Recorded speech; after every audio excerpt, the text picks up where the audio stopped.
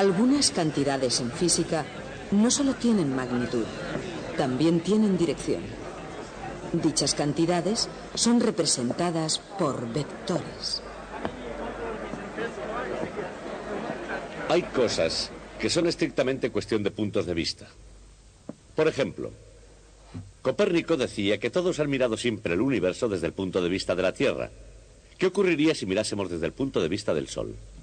Y ya saben ustedes cuál fue el resultado. Se desmoronaron los cielos. Por eso, el punto de vista de ustedes no deben tomarlo a la ligera. Una vez que se ha elegido un punto de vista, se necesita tener unos medios de describir exactamente dónde está algo y qué camino sigue. ¿Cómo hacerlo? Los jugadores de ajedrez, por ejemplo, tienen un sistema para decir dónde está cualquier pieza sobre el tablero y cómo se mueve. Los niños jugando al juego de los barcos encuentran también la forma de explicar exactamente dónde está algo. También nosotros, los científicos, al igual que los niños o los ajedrecistas, también tenemos que tener algunos medios para describir exactamente dónde está algo. Al norte del Océano Pacífico, cuando hay un acorazado en juego, no está seguramente implicado en un juego de niños. Este es el centro de guardacostas Alameda, en la bahía de San Francisco. Y aquí los métodos para localizar un barco, para enviar uno en el instante mismo que llegue la información, son estrictamente profesionales. Tanto en horas de vigilancia sin incidentes como en momentos de crisis en alta mar, el guardacostas de los Estados Unidos siempre cumple con su deber con una enorme variedad de formas y de medios. Cartas de navegación muy detalladas y precisas, una gran familiaridad con la bahía y las aguas de los alrededores, una electrónica muy sofisticada, dispositivos de rastreo de alta precisión, personal sin igual en las costas norteamericanas. Con estos recursos cuentan los guardacostas de los Estados Unidos. Y fuera de la vista, pero nunca olvidados, están en su poderosa ecuación de talento, entretenimiento y tecnología las herramientas de la matemática vectorial.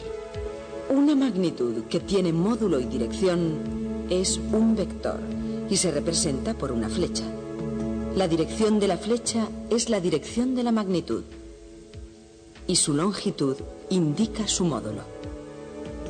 Desplazamiento, velocidad, aceleración son todos vectores.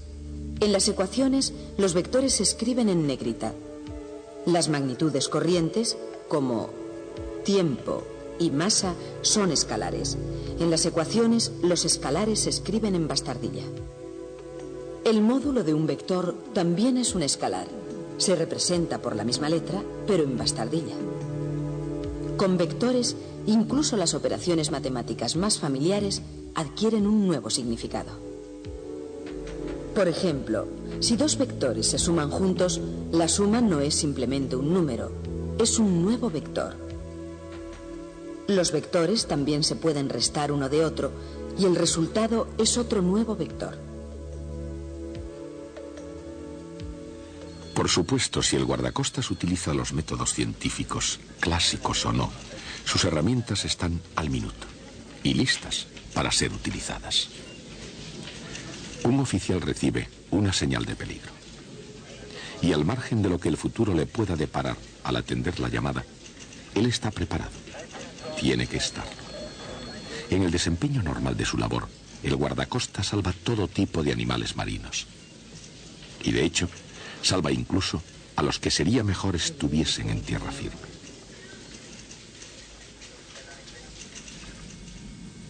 Una tripulación de marinos domingueros en un buen yate, el Iris Coffee, parece que se ha ido a la deriva. Por supuesto. Y se encuentran perdidos en un punto totalmente desconocido. Tampoco es que se conozca muy bien cómo pueden el capitán y sus hombres haber llegado a semejante situación. En cualquier caso, el guardacostas usa sus propios recursos. En el chasquido de un interruptor, se oye el eco de la tripulación del barco. Los hombres se ponen rápidamente en movimiento.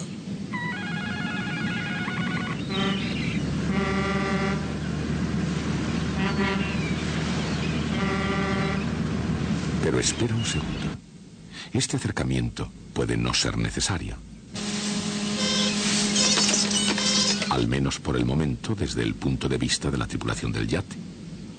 Mientras haya bebidas a bordo, no hay todavía situación de peligro en el Irish Coffee.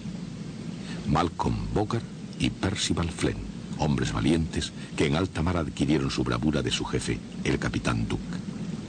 Tanto si el peligro es inmediato, como si solo fuera potencial, los guardacostas de los Estados Unidos nunca lo toman a la ligera. Irish Coffee, aquí el guardacostas. Indique situación y naturaleza de su dificultad. Aquí Irish Coffee. Tenemos problemas y estamos en algún lugar fuera de las costas de San Francisco. Atención, Irish Coffee. Sintonice el canal 13 en su monitor y póngase en contacto con nosotros cada 15 minutos. Estar perdidos en el mar no es cosa de risa. Y si se trata de alguien que no está debidamente preparado para ello, puede hacer que la situación sea todavía más peligrosa. Y en particular, cuando estas coordenadas se encuentran en el mapa de calles de San Francisco. Sin embargo, hay algo que se debe aprender aquí. Estas líneas forman una cuadrícula rectangular, al menos en cuanto lo permite la forma esférica de la Tierra. Cualquier punto de este mapa se puede localizar determinando sus posiciones horizontal y vertical. Por ejemplo, imagine un lugar en el mapa marcado con el punto rojo. Supongamos que el punto rojo tiene su coordenada horizontal x menos 150 kilómetros y su coordenada vertical y menos 124 kilómetros. Cualesquiera que sean las distancias en tierra, mar o en aire, un sistema de coordenadas es de vital importancia para todo plano. Los planos de las calles en las grandes ciudades llevan cuadrículas. Y como el de Nueva York, cada plano tiene su sistema de coordenadas. Pero incluso con lugares famosos, tales como el Central Park, o Boston Common, o la Casa Blanca, en la avenida de Pensilvania. Los planos pueden desorientar a quien no esté familiarizado con cuadrículas rectangulares. Por supuesto, para los oficiales de policía o para los taxistas, esa cuadrícula es simplemente un modo para ir de un sitio a otro. Pero para algunos, encontrar el camino por el mundo presenta un reto. Un reto como el que tuvieron estos hombres que realmente comprendieron el significado de la palabra coordenada. En la historia de las matemáticas, René Descartes y Pierre de Fermat escribieron el capítulo de introducción a los sistemas de coordenadas. En el siglo XVII, estos eruditos franceses tramaron ingeniosamente un esquema para conectar la geometría con el álgebra. Al mismo tiempo, pero al otro lado del Canal de la Mancha, John Wallis desarrollaba una teoría en términos semejantes. Aunque Carl Friedrich Gauss fue el primero en introducir la idea de número complejo y más tarde inventó el nombre.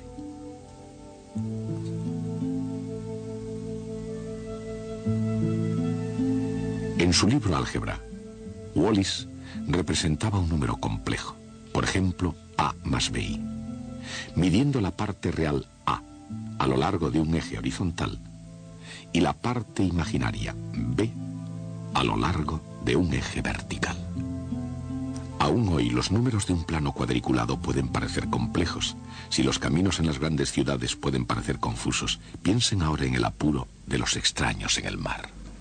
¡Ahí, mira! ¡Es una avioneta! ¡Sacad las letras! ¡Deprisa, ¡Vamos! deprisa! ¡Corre! ¡Antes de que se vaya! ¡Corre!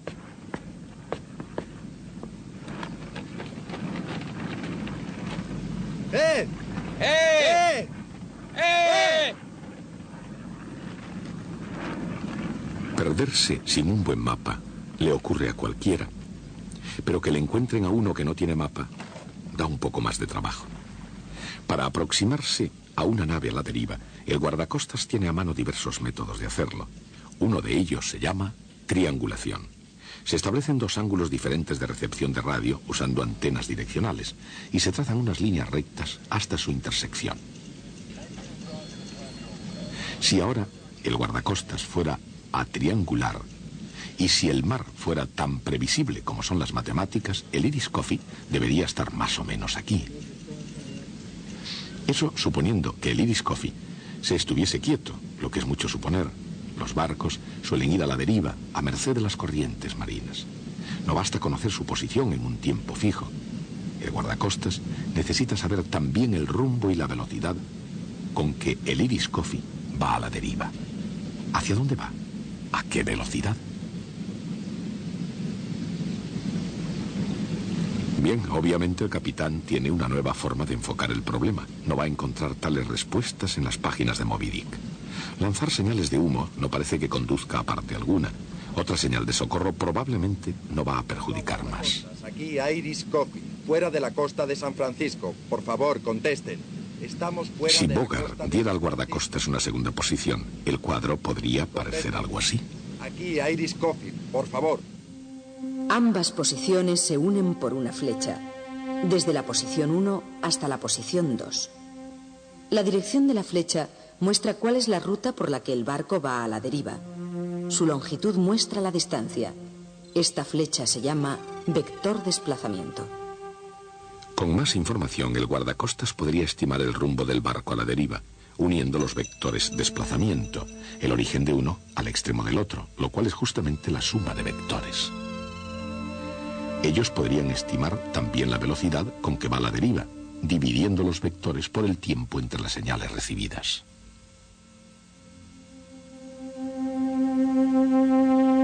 Se puede multiplicar un vector por un escalar.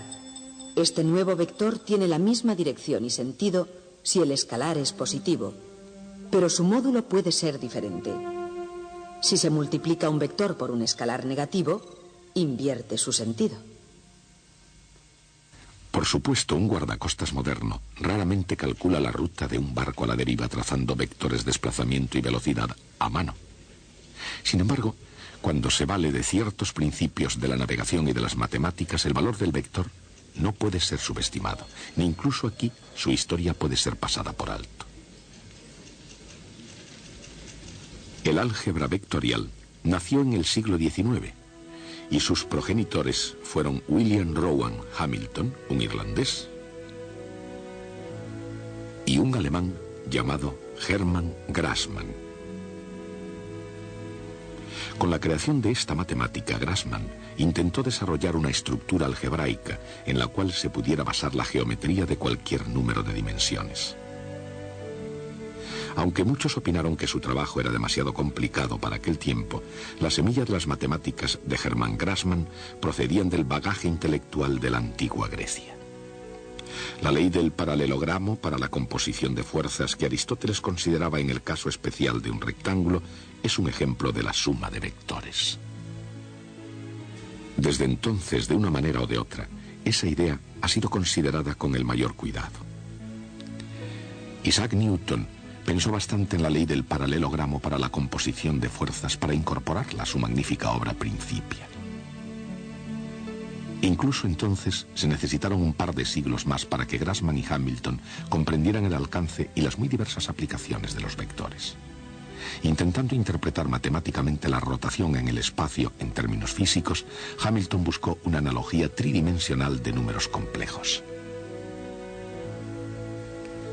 En lugar de ello, encontró un álgebra de objetos de 4 dimensiones que llamó cuaternas.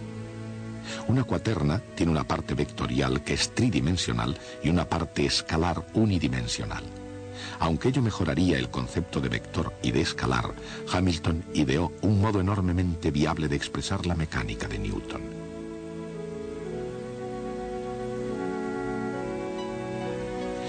James Clerk Maxwell, un pionero en electricidad y magnetismo, vio el brillo teórico de las ideas de Hamilton. Pero aún así, en general, no fueron aceptadas para ser efectivas. El contenido y la forma tenían que ir a la par. Mientras que la teoría de Hamilton era muy sencilla, su forma era demasiado complicada para poder sobrevivir. Pero en esencia, sin embargo, la teoría sobrevivió. En el siglo XIX, el profesor de Yale, Josiah Willard Gibbs, tomó las ideas originales de Hamilton y Grassmann y las aplicó a la física teórica. No obstante, muy reacio en aceptar ideas ajenas, Gibbs esperó 2 décadas antes de permitir que E.B. Wilson reordenara sus notas en forma de libro. Finalmente, con su publicación en el año 1901, los vectores dieron la vuelta al mundo hasta que, igual que el sonido de la música, pudieron ser escuchados en casi todas partes donde había encuentro entre personas. Por supuesto, el álgebra vectorial como la notación musical requiere práctica. Incluso a bordo del Irish Coffee, un poco de ejercicio no empeoraría mucho la situación. Y en cualquier caso, al contrario que en la lírica de ciertas canciones, los vectores tienen muchas aplicaciones.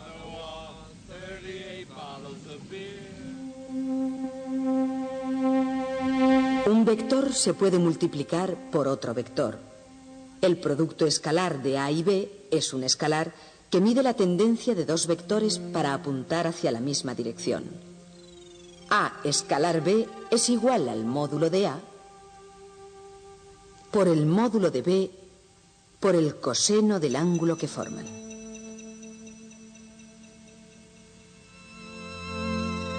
Si A y B son perpendiculares, su producto escalar es 0. El producto escalar de un vector por sí mismo es justamente el cuadrado de su módulo.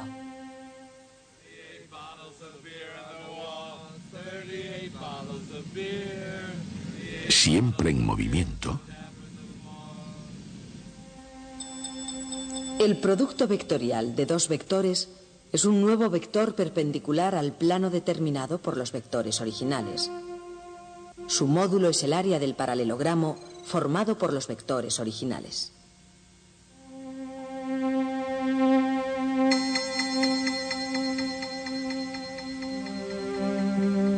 Su dirección se determina por la regla de la mano derecha. El producto vectorial mide la tendencia de 2 vectores a ser perpendiculares y es una de las herramientas más eficaces para describir la rotación o giro de los objetos.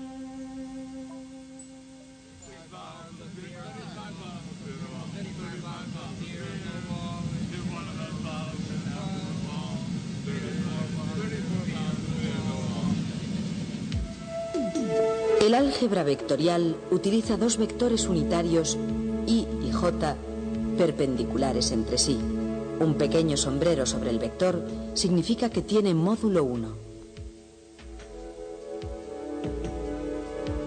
El vector desde el origen hasta el punto con coordenadas X y Y es la suma de 2 vectores perpendiculares, un vector horizontal, XY, y un vector vertical, YJ.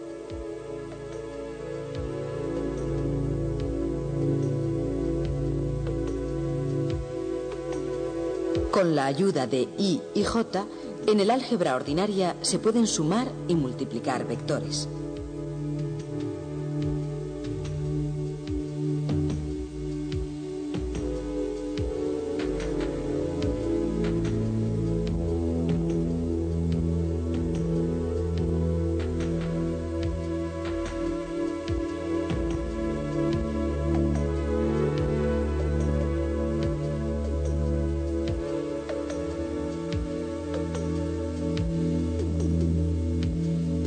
En un espacio tridimensional se usa un tercer vector, K.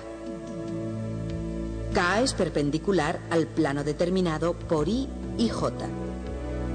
El vector tridimensional se escribe X por Y más Y por J más Z por K.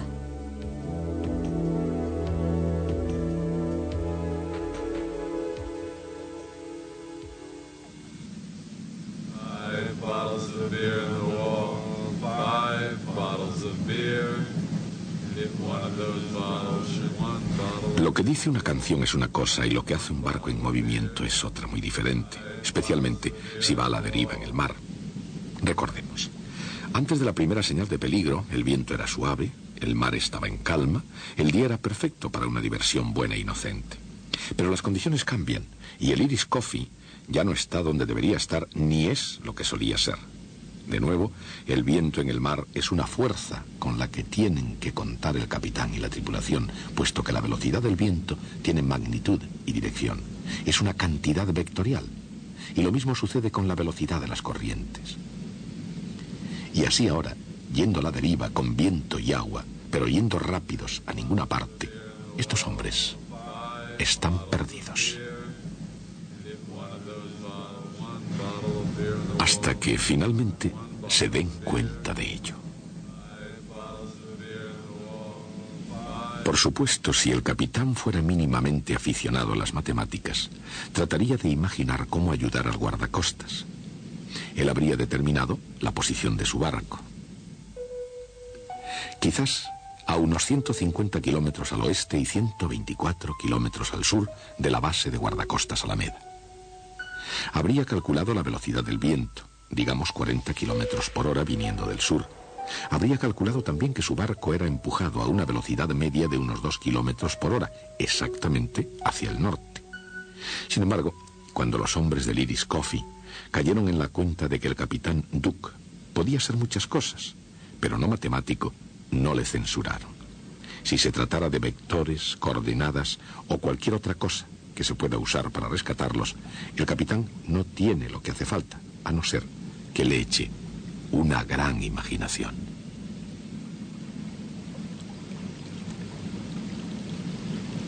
Así, con su ayuda, sin decir nada de vectores ni coordenadas, velocidad del viento, probable dirección de la corriente, y utilizando un helicóptero como buena medida, las cosas se pueden poner en marcha.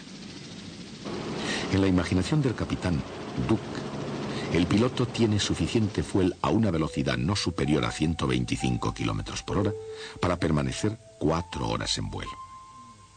Digamos que 2 horas para llegar hasta aquí y 2 para volver. Y 230 kilómetros como máximo cada recorrido. ¿Podrá llegar el helicóptero hasta el Irish Coffee? Y ciertamente es importante. ¿Podrá después volver el piloto a su base? El viento se lleva al helicóptero exactamente hacia el norte a 40 kilómetros por hora, o sea, en 2 horas, 80 kilómetros hacia el norte. Así, si el piloto volara a lo largo de uno de esos vectores, terminaría fuera de su alcance. Él no volaría más lejos porque no podría contar con un viento constante que le ayudara a volver a la base. La situación no es tan mala como parece. ¿Por qué? Porque el Irish Coffee también va a la deriva hacia el norte a 2 kilómetros por hora. En 2 horas habrá avanzado 4 kilómetros exactamente hacia el norte, lo que le situaría al borde del radio de acción del helicóptero. Contando con la velocidad del aire, la velocidad del viento y la velocidad del barco a la deriva, el piloto puede estimar la dirección correcta y alcanzar al Irish Coffee. ¿Es eso posible incluso en la imaginación del capitán? Sí. Y la respuesta en realidad debería ser obvia. La trayectoria del helicóptero y su desplazamiento por el viento se combinan o suman como vectores. Estos cálculos tan sencillos como son serían vitales si el guardacostas norteamericano pudiera leer el pensamiento del capitán Duke. En lugar de eso, ellos marchan según un plan suyo. Se oye el eco de la tripulación del barco. Los hombres se ponen rápidamente en movimiento. De hecho, el Irish Coffee está a unos pocos kilómetros al sur de las Islas Farallón, cerca de la bahía de San Francisco y a una distancia en la que casi se oyen a gritos. Así que el capitán Duke y sus hombres pronto estarán a salvo, y antes de que su almacén de bebidas se haya vaciado, ya se encontrarán en tierra firme.